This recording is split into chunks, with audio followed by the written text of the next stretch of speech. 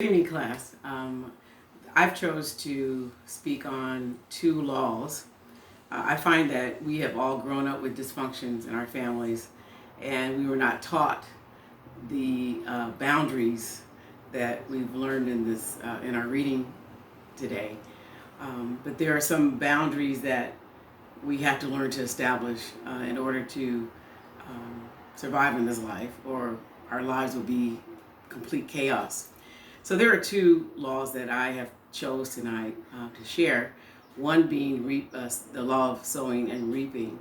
And what I've learned from that law, that particular law, is that there is no way that if you have in my family, for instance, I wanted to share that my sister grew up and she married her first love, and he went to the Vietnam War, and he was injured, and when he came home, he was addicted to heroin and morphine.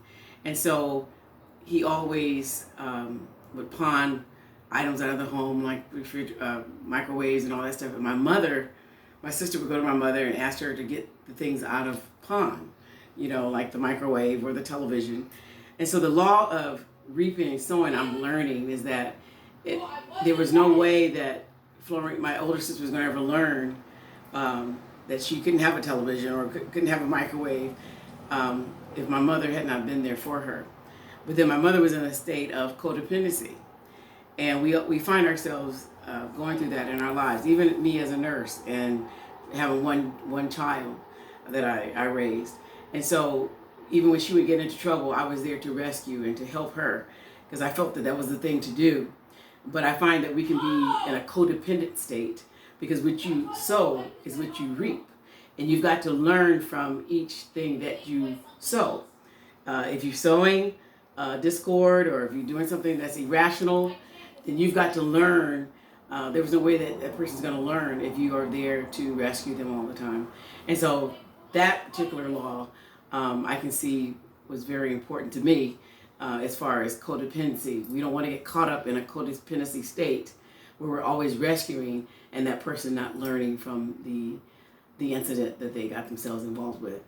I'm not saying that we can't help our children or we can't do things for them, but we cannot continue to rescue and be caught up in a codependency situation.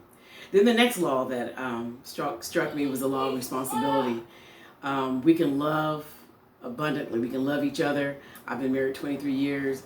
I have health issues. My husband has health issues.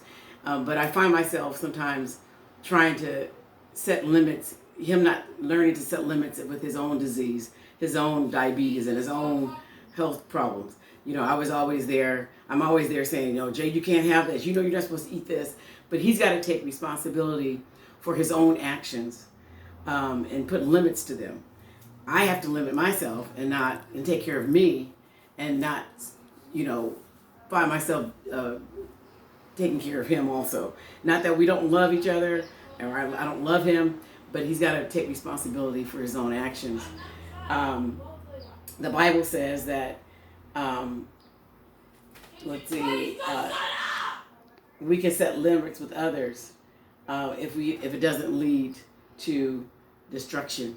And so we have to learn to set limits and to make sure that we're not being too involved, and set some boundaries. There's a fence that we need to take. There's a fence that's around us that we need to get rid of the bad things and let the good things come in. And so I've learned that today, and just wanted to share that. Thank you.